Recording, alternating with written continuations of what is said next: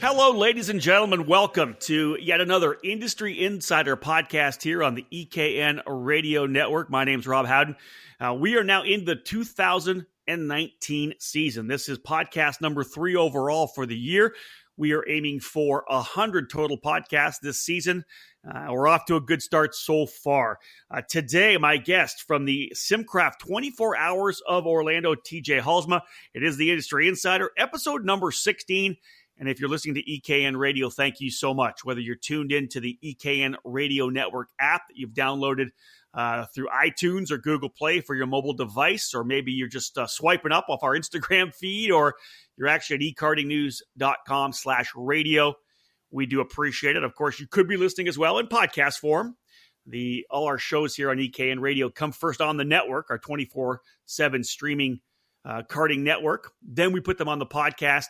You could be listening through, of course, iTunes, Google, as we said. We're going to get it up on Spotify as well. Podbean, our primary source where we post all of our podcasts. So again, thank you so much. Happy New Year to each and every one of you. We're getting ready to go because this is kind of cool for me. One of the things that I like about the sport, let's say not so much about the sport, but where we are right now, is there's a lot of cool news coming out. It's not all about, hey, this is what's been going on for years and years. We're getting new events. Just a couple of years ago, of course, USAC Karting firing up the Battle of the Brickyard at the Indianapolis Motor Speedway. They bring back the Elkhart Grand Prix that was such an amazing street race that kind of helped elevate karting to another level back in the 80s. Had a chance to interview Terry Trader last year here on the EKN Radio Network when he brought back the Quincy Grand Prix, the park race that was 30 years of history and legendary, iconic event in our sport. We hear about brand new racetracks coming built, like Speed Sports Racing Park last year, Alan Rudolph's program down in Houston. Anytime I get something new like this, it kind of gives me goosebumps a bit, because it feels like to me the sport is growing and just developing those kind of iconic events. 24-hour races are something that have happened, of course, in karting, since the very beginning. One of the big ones, of course, the big Granja 500 event, the endurance event in Brazil that people talk about. But that's why we've got TJ Halsema on with us here today, a brand new event being held. It's going to be held at the Orlando Karting Center, March 29th, 31, a 24-hour race. TJ, the SimCraft 24 Hours of Orlando. First off, let's begin by welcoming you to the EKN Radio Network. First time we've had you here, but man, I know a lot of work goes behind the scenes in an event like this, but you got to be pretty tickled that so far out of the box, things looking really good. Yeah, I really appreciate you guys having me on to talk about the event. If you told me 8 months ago we would be where we are right now with the event just around the corner, I would, laugh at you and say the event actually didn't happen at all. We've had to cancel it because there's no one showing up. But yeah, we've got a lot of great response from the industry and people wanting to come out and race, and lots of people asking questions and hitting me up on Facebook. And yeah, it's a lot of work. I've been on this side of it before, but this time doing it without a support staff with it, it's a lot of late nights calling people and doing emails and figuring out the logistics of how this is all going to work. Communication is obviously very, very important. TJ, let's set the groundwork first. Let's do a little origin story like we like to do here on the EKN Radio Network with our guests. Talk a little bit about who you are. I think that, obviously you're not a name that we hear in the national racing scene a lot because you're a little bit more behind the scenes, but you have a ton of experience. Let the EKN listenership know a little bit about who TJ Halsema is. Anyway, what do you do? Yeah, so currently I'm the MyLaps sales specialist for the East Coast of the U.S. But before that, I grew up in a racing household. My dad raced, my brother raced. When I raced karts. I did the Red Bull driver search back in 2004, and then went on Legends cars and did other types of motorsports activities. I was the ops manager at Atlanta Motorsports Park when the kart track was still dirt. If you haven't been there, I highly recommend going to drive that kart track, because it is one of the most insane experiences you'll ever have in a go-kart. That's a bucket list for us for sure. We want to get down there. It's a great facility. Jeremy does a great job out there at the track, making sure that place is spotless. From there, I became the ops manager and race director for a little company called Endurance Karting, which is famous for their 24 Hours of America karting event with their Dino basically rental carts. And then I took some time off, ran a trampoline park for a couple of years. Had to pay bills. Diversify your experience a little bit. Right. Yeah, it's learn a bit about risk management and risk averse management styles. So, but yeah, now I'm back at MyLapse and living the dream. Get to go travel all over the United States. Get to interact with great people, great drivers, hear all their stories. Really kind of get out there and be a part of the events as much as I possibly can be with my role. I don't think the request for an origin story has played more of a role here. This is fantastic. Obviously, you have so much experience in what you've done, being an ops manager at racetracks. Of course, being part of endurance karting, I'd referenced that earlier, that we have had 24-hour races here, the 24 Hours of America. And you mentioned the Dino chassis. That kind of brought a smile to my face because in my early years of karting, my third year, I actually raced a Dino in four-cycle racing. It was an inboard. I think the chassis was initially designed for an inboard two-cycle engine, like a Formula A engine. But the guy was bringing it over. We were running inboard Hondas at that point up in Canada. And, man, that thing was the best thing I'd ever driven. It was an absolute badass. It was a Dino. That's really cool. But, yeah, you obviously have a lot of experience that sets you up ideally to be essentially the promoter and the quarterback for this event through MyLapse. So we're not gonna have to worry about timing and scoring, which is nice. Right. But you've had the experience putting an event on like this before. So this one's a bit different, though. And I'm going to kind of open the door and kind of give you the mic again, because this isn't one of those for-hire rental kart events. It's not a endurance karting deal from that company where you're running the Dino karts. This is a full-on competition kart event. Essentially, four-cycle Briggs, the 206 power plant. Talk a bit about how you've rolled it out in terms of what you can bring. Like, talk about the entry, what you get with it, how much it costs, but then talk about what karts are going to be driving here at this event. Yeah, so like you mentioned, the endurance karting program for the most part is a concession Dino chassis. We call them battle tanks. Last year they diversified, started bringing the 206 program in, and I looked at that and I said, I wonder if you can do this in all 206 event. And I, of course, started working with MyLapse and saw some technologies available at MyLapse that would probably be a burden for a group like Endurance Karting or most other kart tracks. But we have some technologies that we use on the IMSA and WEC level that I wanted to put on a go-kart to help manage drive times, manage who's in the kart, kind of add some value to the event in that way. So we started playing with the idea of how to do this in conversations with Mike at USAC, who's one of my customers.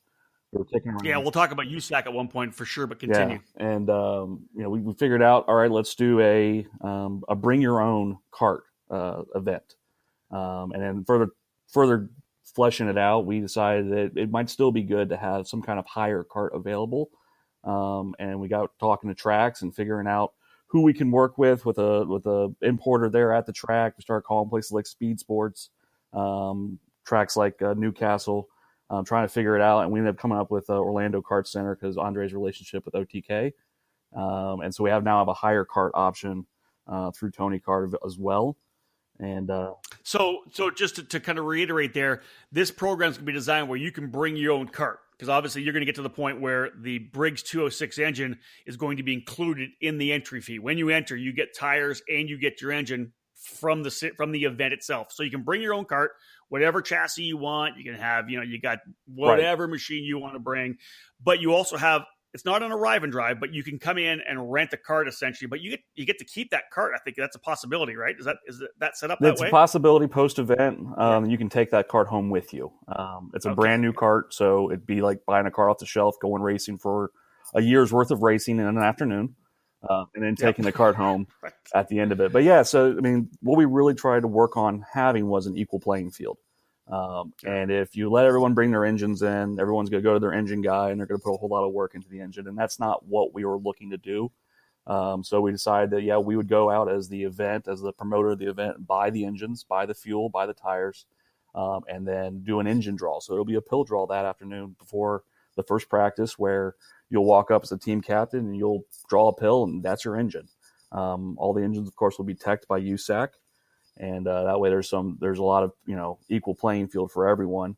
And then post-event, it's your engine. I'm not in the inventory keeping business. I don't have a garage to put all this stuff after the event. So whatever I give you during the event, you will keep after the event.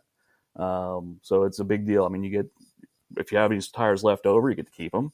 Whatever's left with the engine, keep it, rebuild it, use it, turn it into an animal engine or whatever you want to do with it. But it's your engine post-event. I don't want it when it's over with. So take it away. I have no room for this. I love that. I think that's great. Now, you and I talked before, and a question, of course, would come up to people. It's a brand new engine. Do I have to break it in? You had told me before, you yourself are going to handle that. All the engines will be broken in with a program that you guys will have set out, correct? That was one of the ideas originally. Looking at the time, we decided to actually just allow extra practice time during the event. All right. I like it. People were asking for more track time on the Friday afternoon when they got in, because actually there was no track time. And so we were able to carve out about an hour and 15 minutes of track time to do an engine break-in and do a valve check that evening. That way everything's ready to go. And it also puts it on the teams to do it. There's no, you guys did it wrong, et cetera, et cetera. Okay. You remove yourself from blame. Right. I like that. Good for you. Good for you. Well, the thing about the Briggs 206 too, and I've done this a couple of times, Rock Island being one, the box, I did it at the Rock Island and I did it at the Canadian Nationals as well. Pulled an engine right out of the box, put it on the cart, and went. I think I finished fifth, and it wasn't because of the engine; it was because of me. But that's the beauty of that engine, right? It's out of the box, bolted on, put the oil in it, go to work. They have a great engine package there with that 206. Yeah. It's a very hands-off engine package for sure. Well, listen, let's take a quick break here. When we come back on this edition of the Industry Insider, I'm going to get TJ to talk a little bit about the association that they have with USAC karting. That's, I think, something that's going to really kind of lend some credibility to the event. Not that TJ needs any more, the experience that he gave us. But when we get back after this break, we're going to talk about USAC, we're going to talk about entry options, and we're going to talk about kind of the format that they have set up for what will be the very first SimCraft 24 Hours of Orlando. Stick with us. More to come here on the EKN Radio Network. Hello, karting fans. This is Gabby Chavez, and you're locked into the EKN Radio Network.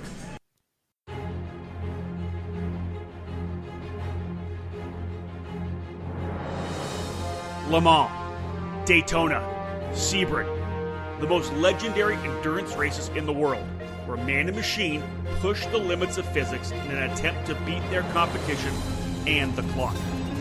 Now you can add the SimCraft 24 Hours of Orlando with USAC karting to your list of must-attend endurance events.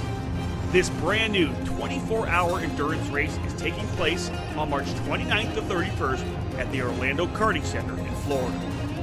Plus, this is an event you can do in your own kart. There are arrive and drive kart packages available in addition to OEM and bring your own kart options. All entries will receive a fresh Briggs 206 engine package, tires and fuel, and the engine is yours to take home post-race. Do not miss out on the must-attend karting endurance event of 2019. The entry deadline is February 1st, 2019. Go to 24hoursorlando.com. That's 24HRSofOrlando.com or the Facebook event page at Facebook/24HRS of Orlando for more information.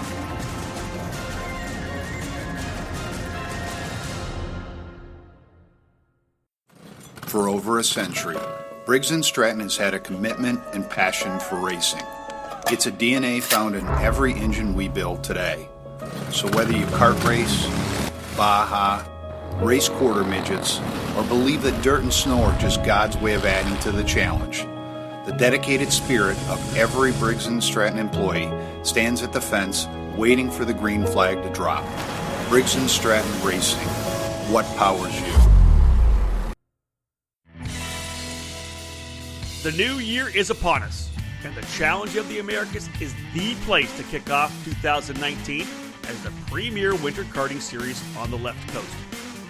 The program is entering its 12th season under the guidance of industry leader Andy Saisman and his fantastic series officials, promoting fun, exciting, and competitive racing throughout the winter months. The Challenge of the Americas is an official Rock Cup USA program, featuring all 7 of the categories from Micro Rock to Rock Shifter Senior. And they also have Rock Cup International Finals tickets to award to the series champions.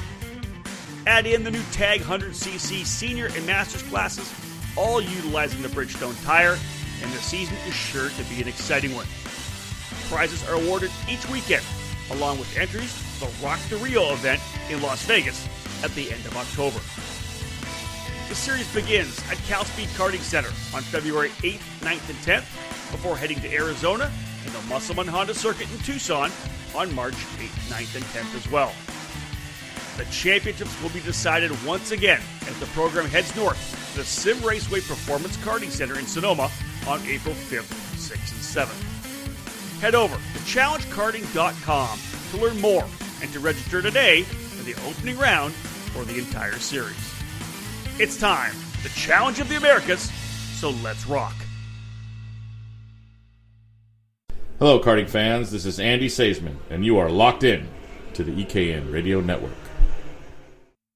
Welcome back to the EKN Radio Network, episode number 16 of the Industry Insider. If you're listening on the EKN Radio Network with the initial live stream of this interview, it's January the 8th, 2019, podcast number 3 of this season.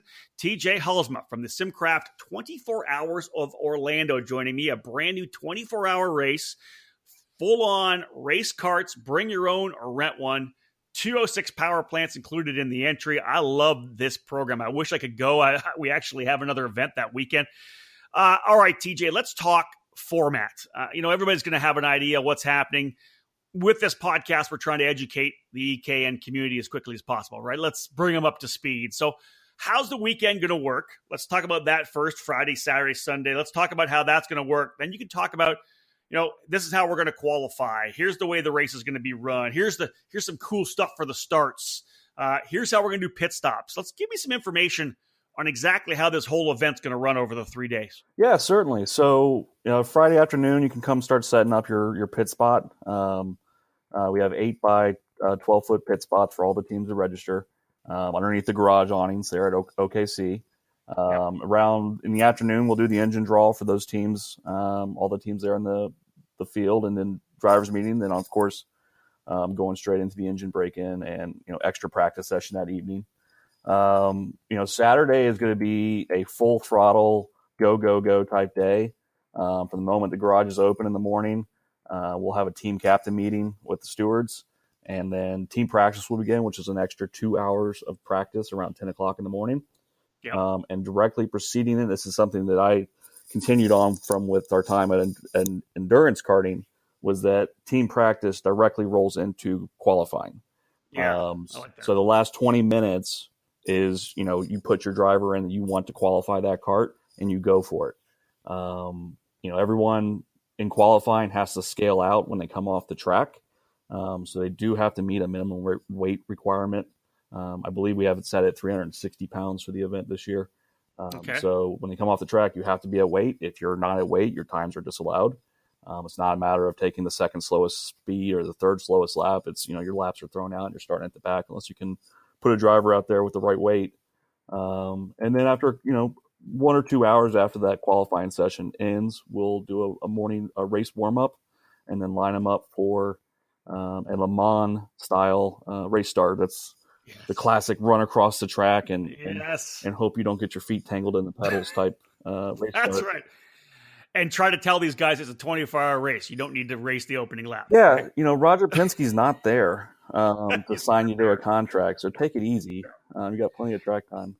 And it's 24 hours. Don't wreck yourself. Right. I was watching, I'm sure you were, I was watching the IMSA Prototype Challenge event from the Roar. Obviously, a lot of ex-karters running in that event. Neil Alberico ended up getting the victory with his teammate, which I thought was great. But watching these guys over the first hour beat the shit out of each other, I'm like, what are you doing? Yeah. Guys, it's a 3-hour race. Just settle in, man. I just thought it was hilarious. Now, here's a question popped up in my head, and I'm sure it popped up into the heads of a lot of people that are listening. Let's talk about the weight. I'm assuming 4 drivers, the standard for a team, anywhere between 3 and 4, 5. Yeah. What do you? Yeah. That's my first question. The max on the team is 5, and that's due to my timing equipment's limits. Yep. We have the driver ID on the carts can only hold up to 5 currently with the first iteration. Okay. But then, yeah, it's a 360-pound minimum weight rule across the scales when you come Every off the time, track. like Every time. every time you come off the track, you weigh. Now, okay, so that begs the question. So that if you're going to go 360, is there your pit stops? Mhm. Are they a set amount of time, like 5 minutes? You come in for 5 minutes and that's it. You fill, like, so that people can change a seat out if they want, or take some weight on and put some weight off. Is there going to be, you know what I mean? Yep. Like, at 200 and something pounds, it's going to be tough for me to race with anybody. So what's the pit stop program to allow people to weight out nicely? Right. So what I'm bringing down to Orlando Kart Center are some extra timing lines, and so we'll actually have a pit in and pit out timing line, Yep. and from those lines you have a minimum of 4 minutes. If you go out before, you'll be brought back in. That 4 minutes should give every team plenty of time to go across the scales, change their driver, change their weight, add their gallon of fuel. If they got to change out seat inserts, plenty of time. But it's just enough time that if you've messed yourself up on the track, you will lose time on the track. Okay. It's enough time to get what you need done from the basic side done. One set of tires, is that correct? Are you going to go one set for the whole event? Correct. So we went with the Bridgestone YDS. Talking to Keith there, basically the longevity of the tire came into a big play, and they're expecting the tires to go the whole race. That being said, we're going to provide an extra front and an extra rear tire as a backup. Okay. That way, in case you have a driver that's just abnormally aggressive on the tires and burns them up, you still have a backup tire. I do like the fact that it's not a full set. So if you've burned up the front, you're only going to get one, so the cart's going to be a little bit upset. I like the tire management side of it. I think it's great, right? Yeah, part of the strategy. You don't want a driver that's over aggressive. I mean, you want a driver that's fast, but you don't want someone driving like an a-hole out there on the track the whole time. No doubt. Because when you put a cold tire on, especially a tire that is that hard, you're just losing time for the rest of the race. So it makes that driver kind of step back and go, oh yeah, this is an endurance race. Let's set a time. Let's stay on that time. Let's not overdrive the cart. Any ruling, again, question that pops into my own head, any ruling on the use of radios for the event? Yeah, two-way radios are completely okay. Okay. It was one of the things that USAC and I kind of butted heads on, but radios has always been an integral part of endurance racing. Yep. Even with a signaling tower, which OKC has, be able to talk your driver, coax them, especially when they're getting aggressive or having anger issues. Be able to talk them down from that cliff is important. An anger management call. I like that. Right. So two-way radios are a big part of that. Okay. For sure. You brought up USAC karting. Let's take an opportunity now to talk about that. First off, how did that come about? I know, you had the motive. Let's back up. Talk about the motive. Let's talk about the motivation first for starting this event. I didn't do that at the very beginning. I really wanted to ask that question. What was the motivation? I know you and I have talked about Andre being a big fan of the Grania 500 and wanting to have an event like that here. What was your personal, real motivation? I know you worked in endurance karting, but what was the real motivation? Was it to build an event that could be something iconic for the sport? Yeah, it was. What would it take to bring that Granja Viana or the Le Mans 24 style kart to the U.S.? No one had really done that successfully yet. Like the 24 Hours of America, it's a great example. It's a great, well-run event. Chris does a great job there. Same thing with Machismo. It's a great event, but all those events aren't competition kart, just designed around the competition kart. Exactly, yes. And I learned through my time working with Andre, because Andre is one of my great customers. I mean, he's always staying at the very forefront of our technology, that he kind of wanted to do something like this, but didn't want to run it himself the first year. And when the opportunity kind of presented itself, I started calling around and started talking to him. I was like, okay, we might have something here. At that point, I started calling Mike, because we had kind of kicked around the idea over a brief phone call. I was like, hey, man, no one knows who I am outside of my small circle of karting people here in the Southeast, but everyone knows who USAC is. How do we hook up? You guys be the sanctioning body. You guys manage the event. And then we run this event. And if it works really well, do this again and again and again and grow it. And so that's how it came together. It came together over about 5 months of emails and phone calls and visits. But so you're talking about Mike. Just to point that out, you're talking about Mike Burrell, of course, from USAC Karting, who has worked with USAC, kind of spearheaded, quarterback this karting arm for USAC, which of course then is able to get into the Indianapolis Motor Speedway with the Battle of the Brickyard. They bring back the Elkhart Grand Prix in a new location, but that event's starting to grab some roots as well. Mm-hmm. And now they're working with you guys at the 24 Hours of Orlando. Let's talk about what they're bringing to the table. We know what you're doing, and we're going to talk a little bit more about some of the technology that you're bringing in through MyLapse. But what's USAC what are they going to be in charge of in terms of the event itself?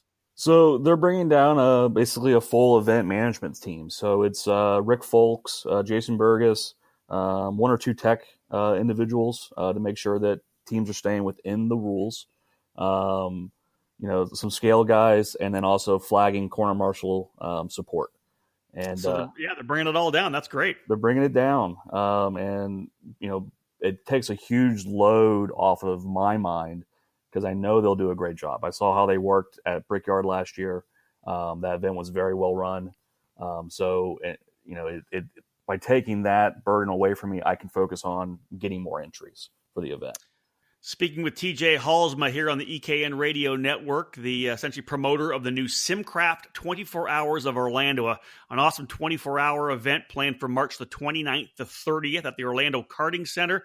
24 hours of racing, Briggs 206 power, bring your own kart or rent one. Let's talk a bit about the entry options now in terms of how much it's going to cost. We've talked about the fact that you can bring your own kart, TJ. You can rent one from the guys at Orlando Karting Center. They're going to have Tony karts available to rent, or essentially rent to own. What's the entry? What are we talking about? How much to enter? It's a 24-hour event, anywhere between like 3 and 5 drivers. What's it going to cost? What's included in the entry cost? Yeah, so the bring your own kart chassis, that entry fee seems to be the most popular right now. It's a $3,000 entry, $600 deposit is included in that, and it includes your engine package, which is your engine, basically the full thing with the RLV pipe, the Hilliard, the flame clutch, the chain, the sprocket, basically everything you need to go is included the engine, your tires, your fuel. Then we'll do things like a goodie bag with the t-shirts and stuff like that. The second option is if you don't want to travel with a cart down, or you don't have a cart, but you have some racing experience and you want to come to this balls to the walls 24-hour event. We have hire carts available through Orlando Kart Center. It's a $5,300 entry. It's a prepped cart. It'll be basically ready for you when you guys arrive, and there will be mechanics available to assist throughout the weekend. So you really don't even have to bring tools down, to be honest. You can lean on the mechanics there to help in case you have a big one out there on the track. You know what? Obviously, it's a big number to start, but when I'm thinking about that, I'm like, yeah, but you get the whole engine package. It's 4 drivers each. We're talking at the very least, well, let's say very likely 4 drivers. If you're 4, 6 hours of track time during the race itself. Mm-hmm. The Friday practice session, the 2 hours of pre-race, like the amount of track time and just the experience for the cost. I think, wow, what a great value, dude. I like the number. I think it's fantastic. I'm not surprised. We'll talk more about how many teams you already have signed up, which I think is cool, because Cole and I always talk on any of our broadcasts that numbers breed numbers, and people don't know enough about it yet. That's why we're getting on the podcast to kind of, again, we're 2 months away from the event, a month and a half away from being able to get entered. Man, I love that program. I think it sounds fantastic. Are you excited so far in terms of just the way the package has come together? You can sit down in all the work you've done and you're penning stuff out, you're picking numbers, and until we first hooked up and we got the press release on EKN and we started pushing this thing out there, you really had no idea what you were going to get in terms of feedback, right? What are your thoughts right now? Before we jump in and talk more about your title sponsor, about how things are going, how do you feel as a promoter coming out of the box, really, maybe a month and a half out? I was absolutely blown away. I thought for sure, a first-time event, even if it's at a great facility like Orlando Kart Center, I thought we would be struggling to get people to come and register. But it's been looked at very openly by the community. Everyone I've talked to, they're, nodding their head. Yeah, that sounds like a lot of fun. Let's do this. So being where we are right now, like I said earlier, if you would have told me this in, March that we would be where we are right now, I would tell you were a liar. I love it. That's great. All right, guys, stay with us here on the EKN Radio Network. When we come back after this break, TJ is going to talk a little bit about the title sponsor they were able to sign up. We're going to talk about how that partnership came together and what it's going to bring to the table. And then we're going to do a bit of an update. The number of teams. You wait to hear how many teams are already signed up, because you're going to look at that date in March and go, okay, I got to go down there now. And we got a couple other things that are going to happen that he's got put together. So a lot more to come, as we're just maybe a little past the halfway point here on episode number 16 of the Industry Insider. TJ Halsema from the SimCraft 24 Hours of Orlando joining us here today. Stick with us. Lots more to come. Hello, karting fans. This is IndyCar driver Zach Veach, and you're locked into the EKN Radio Network. Kartlift has been designing, engineering, and building innovative kart stands since 2003. Our flagship model Winchlift LT is the motorized workhorse of our kart stand lineup and should be the foundation of your karting program. When it comes to test days or race days, the Winchlift is an invaluable tool that allows you to head to the track to test and tune anytime, knowing that your kart will easily be lifted with the press of a button. Add our innovative winch stacker, and now you can double stack 2 carts on top of a folded down winch lift, saving space in your trailer or garage. If a lifting cart stand isn't for you, then one of our traditional folding scissor stands, double or triple stacker stands, or upright stand should fill the need. Every one of our cart stands features flat-free wheels and casters and a durable powder coat finish. Check out our full stand lineup as well as our chassis skid plates, tire changers, and accessories at kartlift.com. That's www.kartlift.com. As a world leader in personal racing safety products with a sales and service staff and dealer network unmatched in motorsports, Simpson Performance Products is now the official North American distributor for Stilo helmets. In addition to their wildly popular auto racing helmets, Stilo is extremely excited to have made their move into the karting community with a pair of stellar options. Stilo has 2 helmets designed and manufactured specifically for karting: the Stilo ST5 CMR 2016 for kids, and the Stilo ST5 Kart Snell K 2015 adult karting helmet. The company's karting helmets are directly derived from Stilo's auto racing helmets that are so popular at the top levels of racing. Drivers rave about the superior comfort levels, as well as Stilo's lightweight construction and unparalleled field of vision, a crucial attribute for karting. For more information on Stilo, check them out at simpsonperformanceproducts.com/Stilo or by following them on social media at Stilo USA.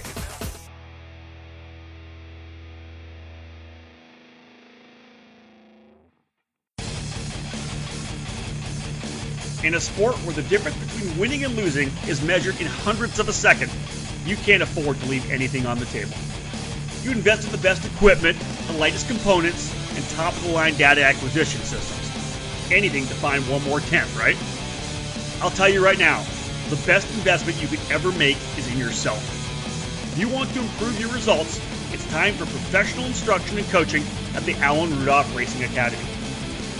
Located at the new state-of-the-art Speed Sports Racing Park just north of Houston, the Alan Rudolph Racing Academy uses the very best equipment, Burrell Art Carts. They offer half-day, 1-day, 2-day, and 3-day clinics. They have a one-on-one student-to-instructor ratio, and they will design a customized curriculum for each student. Alan Rudolph is one of the most respected people in the sport, and he has nearly 20 years' experience training drivers, including Chase Elliott, Neil Alberico, Austin Versteeg, and Sabre Cook, and rising stars like Pietro Fittipaldi. Train with a champion with over 30 years of racing experience to get proven results. Start off your season with a driver tune-up. Tune up your season with some driver coaching. Or get ready for the big races by training with the best. Reserve your dates now by calling 866-607-RACE. That's 866-607-7223. For more information, visit speedsportsracingpark.com/racing-academy. This is Chris Wheeler, and you're listening to the EKN Radio Network. Welcome back to episode number 16 of the Industry Insider here on the EKN Radio Network. Again, my name is Rob Howden, joined by TJ Halsema from the SimCraft 24 Hours of Orlando. Talked a lot about the motivation behind the event, kind of the way the thing's going to roll out, a lot of the specs. One of the big announcements, TJ, happened just recently, of course. You launch this event, you get things rolling, but then you come back and you've signed a title sponsor in SimCraft. Give us some insight right now, all those listening to the podcast or here on the EKN Radio Network. Who is SimCraft? What are they bringing to the table? Give us kind of an overview of the new partner you have. So SimCraft Motion Simulators, they make custom, basically gaming simulators for motorsports. I haven't seen or driven in a simulator that has felt more real. Wow. Okay. They are multi-axis movement rigs.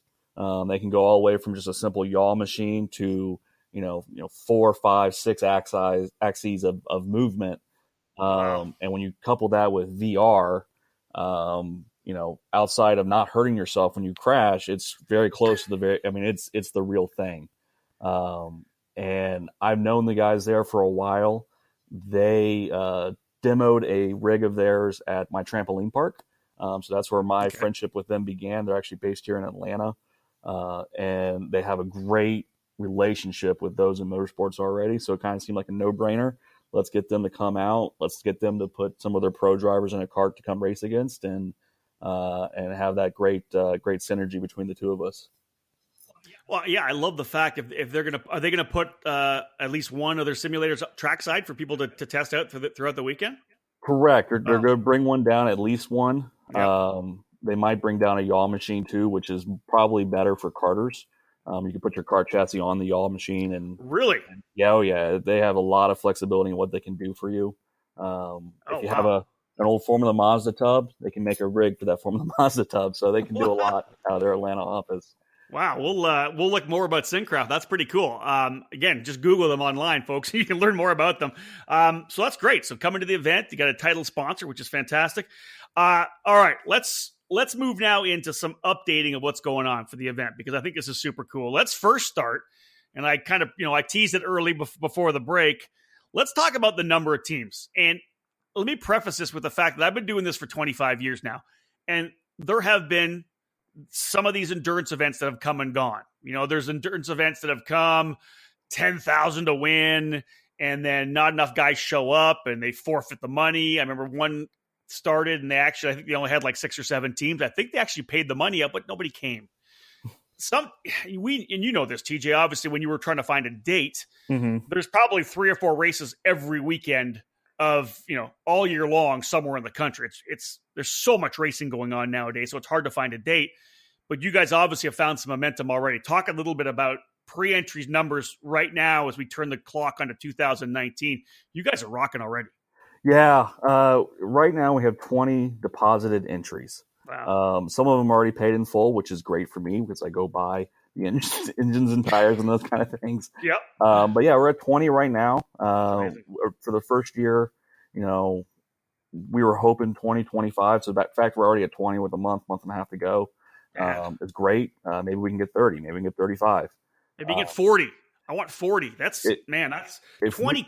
If we get, if we get 40, I'll go buy Tag Heuers for the winners for sure. Wow, that's cool. It's a good place to be right now. I mean, 20 entries, that's a lot of racing already. So the more you add in, just adds more to the event. I'm hoping here real soon we'll start getting some of the OEMs involved. Yep. Right now, Praga North America, they jumped on early on and entered 2 entries. So they'll be bringing their driver lineups down, so they're hot shoes. And then we have CRG is helping out the NOLA team, so that's great for them to come out and showcase one of their new carts as well. Well, let's issue the official challenge on the EKN Radio Network to all the importers and OEMs in this country, folks. Let's who do we want? We want to see Margay, we want to see Coyote, we want to see MGM, we want to see Burrell. Let's see Ricardo. Who else? Throw some other names out there. Let's get some guys down here. Yeah, that's what we want. Right? TV cart, TB kart, Comet Eagle, DRT on the DR kart. Let's go. Right, exactly. So challenge. Bring your best drivers and showcase your best kart. And I mean, a 24-hour race is a great place to showcase how sturdy and well built your karts are to begin with. And Nice. I mean, the idea is to make this a race. It's not for it's not a everyone walks home with a trophy type event. We're only going to be giving out trophies to the top 3 in each class and the top 3 overall. And it's going to be a tough race for sure. And you want to make sure you have a driver lineup that can handle it and go for the win. Yeah, I like the challenge. I want to see the guys, the Franklin guys, or at least some drivers on a Merlin down there as well. I said the Comet Eagle. Let's see some hot rods down there. I like this. Now, here's the thing, and for me, and I'd like to see 40. You want to see 30, whatever it may be. The bottom line is at 20, it's a legitimate event already. Right. You know what I mean? Like I'm sure that you would have said, okay, we did 10 entries for the first time. Man, we're going to lose money, but maybe we're going to do this and make sure we get momentum for next year. 20 karts is a legitimate endurance race out of the box. Right. It's and you know what I mean? We're still a month and a half out on, if you bring your own kart, about a month and a half, right? You can still enter, but of course enter quickly. Yeah. But like it's a legitimate event now, which I think is key. Yeah. And you touched on the scheduling aspect earlier. We're right after Rock Cup finishes up their winter series. And they're running 206s at Ocala the weekend prior. So it'd be a great, just keep your karts in town, come on down the next weekend. But obviously the scheduling is important, and that's what a lot of these guys are waiting on is where their budgets sit after the winter series, and they'll come down and they're all saying yes. I mean, if I had every yes say they're racing, we'd have 50 karts right now. But they're all seeing where they sit coming through the winter, and they're trying to get their deposits as quickly as possible. It's such a super affordable deal, though. As I said, you're talking 4 drivers. You get to keep the engine. Like the numbers are amazing, fantastic. Now, here, what I do want to do as well, I want to give you an opportunity a bit to talk about some of the technology you're bringing in. Number one, MyLaps. You kind of gave me some of the information when we've talked. Talk a little bit about what you're doing with MyLaps in terms of the different drivers that are going to be racing and how you're going to be able to kind of handle those who may be following on live timing. Yeah, for sure. So one of the reasons we picked Orlando Kart Center, like I said, is Andre's always been at the forefront of what we had available from my company's standpoint. Yeah. The track already has multi-sectors. And when trying to find a track to bring or what was a new MyLaps driver ID, which is really designed for the WRLs, the AERs, the Chump Cars, but also the Pirelli World Challenges. And bring that and put that in a go-kart. And what it allows us to do is track who the driver is, because they have a number that associates to who they are in the timing and scoring system. And you can cycle through those numbers to whoever you are. So if you're driver 3, you cycle to where it says 3 on the driver ID, and it starts tracking you. But what it's going to allow us to do is track who's out on track, how long they've driven. If we start having a problem with one driver on a team, we will know who that driver is, and we can keep a log of that. And that way, when if that driver should, for some other reason, exceed a number of black flags, we can talk to that driver individually and go, hey, look, you're causing a lot of incidents, and not be hunting down through the whole team going, hey, who was out there an hour ago? Yeah, exactly. Now, with what we'll be seeing on live timing, will it then cycle through to the driver actually of record at that time? Correct. Yeah, it'll show who's on there right then and there. So I like that. Your cousins, aunts, mom at home, they see when you're in the cart. In addition to the timing, the on-track timing, we're doing a motorsports app for the event. Our company does apps for big marathons, big running events, but not really so much on the motorsports side. So we're going to try to do one for the race. And everyone have a driver's bio they can click on and see all this information on a cell phone app. Nice. So it's going to be trying to push some technology limits of what we can do, but that's why I kind of hopped at the opportunity to do this, because I got a lot of cool stuff I can bring from my office to this race. So it's been fun for sure. Yeah, it's not about the race. It's just about the technology for you, isn't it? Yeah, I get the kicks and giggles out of the technology. That's right. I like it. So obviously, great to have you guys working with us at ekartingnews.com. We'll have a full race report, photos, you name it, following the event. One of the cool things you just told me is you're actually putting together a live stream package as well. Talk about that a little bit, about the coverage you're going to have throughout the 24 hours. Yeah, so when doing an event like this, and it's try to make it a world-renowned event, even though it's the first year of doing it, I was like, all right, what can I do that's different, gives it some pop, makes it a little bit more important. And I was like, all right, I need to have a broadcaster. I need to have a broadcaster for this event. And so I started looking through the options, and then I found out one of my friends from sim racing was starting a broadcasting company. So basically we're signed up with Driver's Eye Live. It's a brand new company. They're going to have 4 or 5 stationary cameras, but it'll have the scroll, live timing, scoring scroll. The really cool thing that I was excited about what they're bringing to the table is I can have onboard cameras.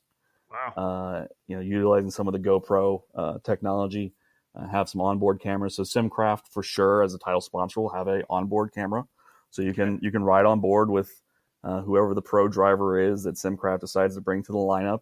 Whoever, if it's Jordan Taylor or anybody else that is on the car, you both follow on while they're driving. But then also, we're working to get a live camera on the Racing for Children's cart. It's a charity cart that's in the event that's working for the Children's Hospital for Birmingham. So we like to do a good camera with them so you can follow on their cart, and all their sponsors can get some exposure out of that as well.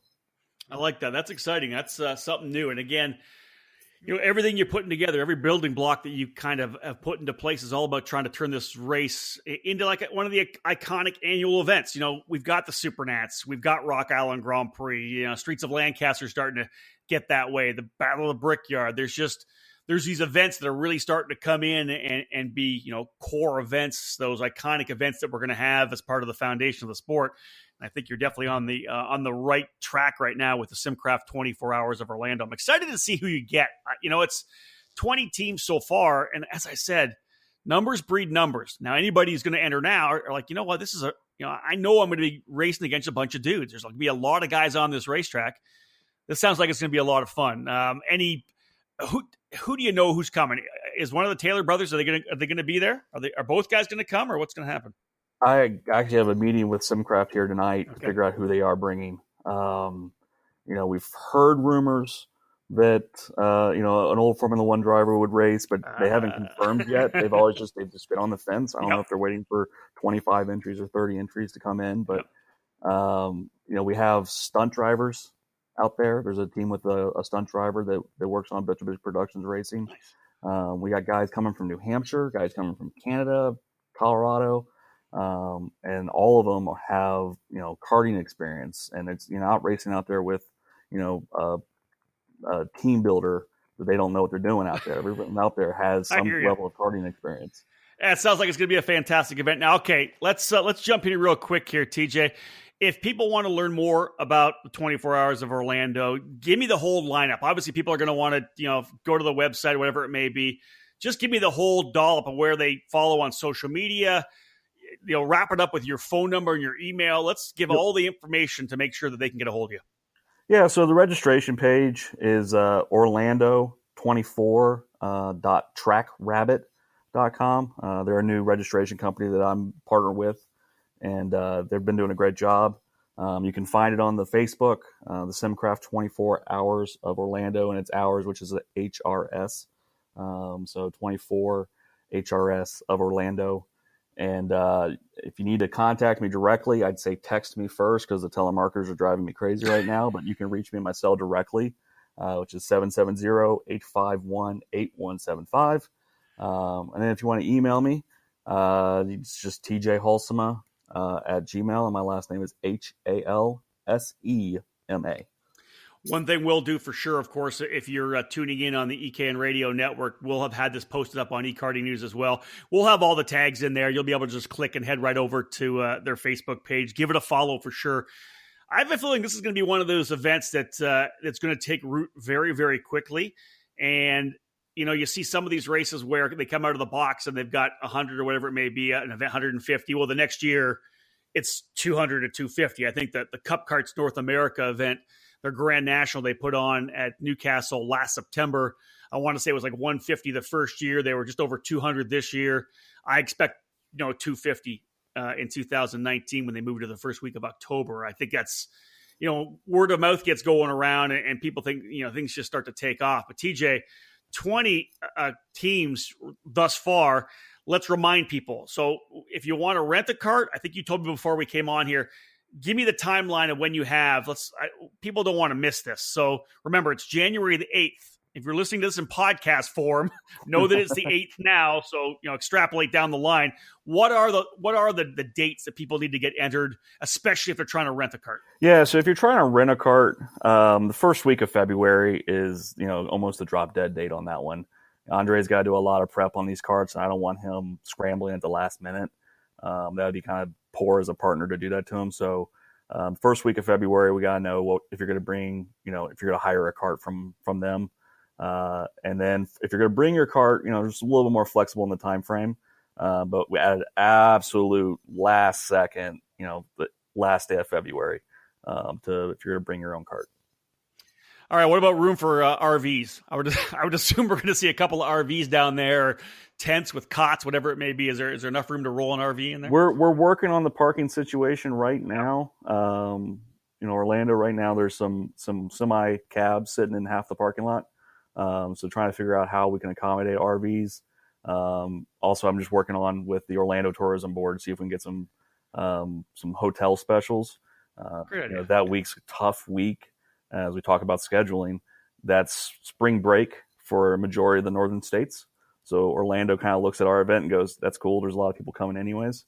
Good reason to also come down is you can. I was going to say that's right. I was going to spin the positive, man. You go come down, race, and go to the beach. Go to the beach, or go to Universal, or go to Disney World. Bring the whole family. We're getting there for sure, and it'll be a good one. Wish you guys could come and race, but I know you guys are going to get WK up at GoPro, but maybe next year, or maybe this winter, depending on how we schedule the event for next year. We'll see. We would love that. I know that David Cole and I, we keep talking about trying to run one together. We were looking at the RoboPong 200 a couple years ago, and I always had a conflict, and I wasn't able to get down. And then again, they ran another one this year that Dave and I were talking about, but I kind of ran out of days to be able to get down there. I would love to be able to run this race. This is something that I'd love to do. We did the Machismo 10-hour. I think it was back in the early 2000s, maybe mid-2000s. We loved that. We had a blast at that event. I think it was 07 or something like that.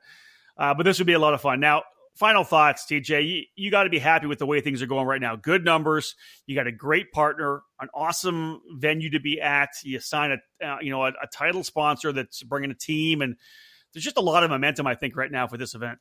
Yeah, I mean, honestly, I'm truly blessed it's come together the way it has. You as a promoter, you stress a lot.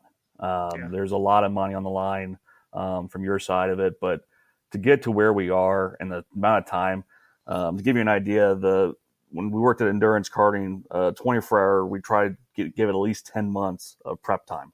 I think we announced this in September. So really tight time schedule. So the fact that we are where we are right now is outstanding. Well, folks, there is a new event coming. It's called the SimCraft 24 Hours of Orlando. 20 teams already entered.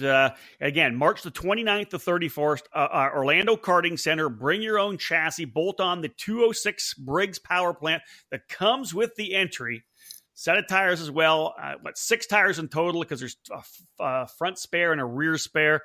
This thing is going to be awesome. We laid down a bit of a challenge. There's a number of teams that are coming in already, Praga North America being one of them. But again, we'd love to see teams come in from all the major four-cycle teams, the manufacturers and importers. A lot of great chassis out there with a chance to put their name up front on an event that will most definitely get top story positioning here on ekartingnews.com. TJ, thank you so much for joining us. I appreciate it, my friend. Hey, thanks for having me.